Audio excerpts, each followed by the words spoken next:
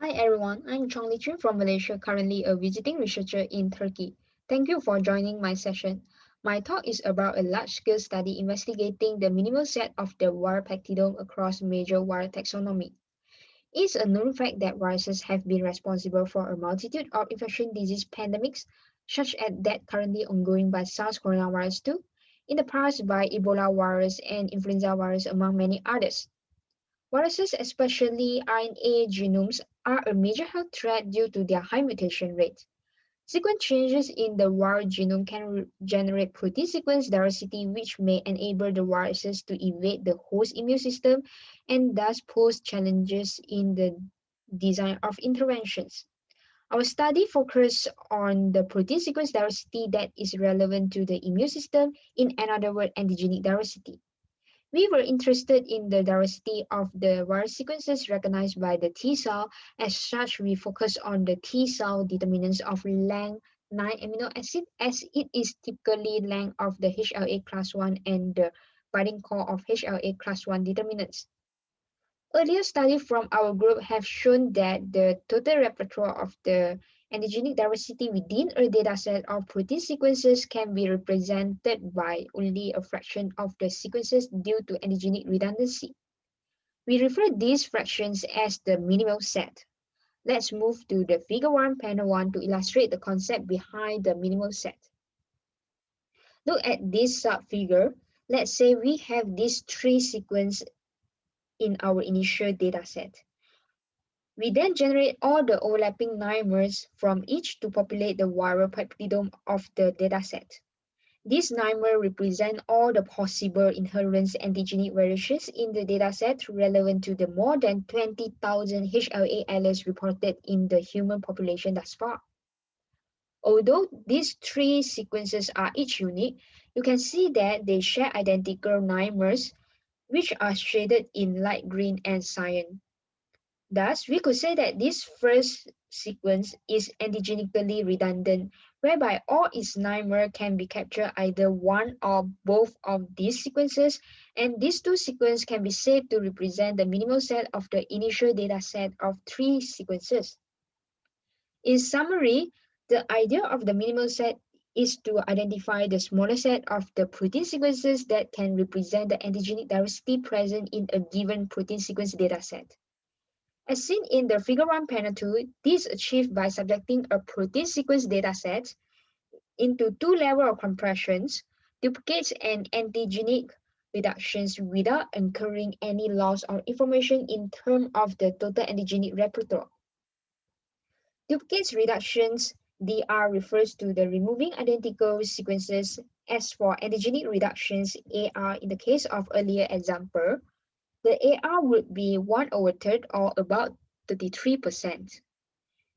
We have developed an algorithm's unique mean is that is able to generate the minimal set and is scalable for big data. In this study, we wanted to apply this approach across rank of taxonomy lineage, specifically species, genus, and family. As of December 2019, a total of 168 virus species originate from 85 genera and 46 families possess at least 2,000 reported sequences in the NCBI entrance protein database. With 46 family as the limiting number, 46 species were randomly selected as the base for the lineage analysis.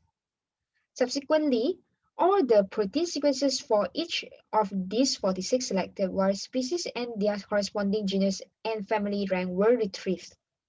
The retrieved datasets were then deduplicated and minimal sets were generated for each by use of the unique mean.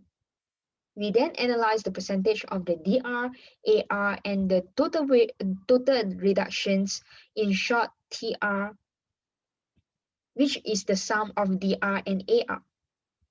As shown in the figure 2, the DR varies from virus to virus was generally observed to be highly common with the reduction ranging from about 28.9% to 94.3% amongst the rank of the 46 selected viral taxonomy lineage. Consequently, the TR was largely swayed by the DR.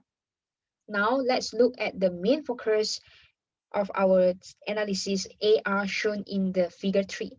As seen in the panel 1, these are the species with the highest and the lowest AR. The AR pattern at the species rank was non-notable and exhibiting one big cluster. However, the AR pattern at the genus rank exhibit two zones. The label zone 1 comprise only 3 genera, while the zone 2 include all other genera studied with AR below 20. The gap between zone 1 and 2 is about 14% of AR, separating both highly diverse viruses with big data and highly conserved viruses which populate in the zone 1. Similarly to the genus rank, AR at the family rank exhibit two zones. The members of this zone merit further investigations. Notably, AR particularly increased with an increase in sequence number, and the magnitude of this change was dependent on the variability level of the sequences, with the largest change observed for a dataset of highly conserved sequences relative to extremely diverse sequences.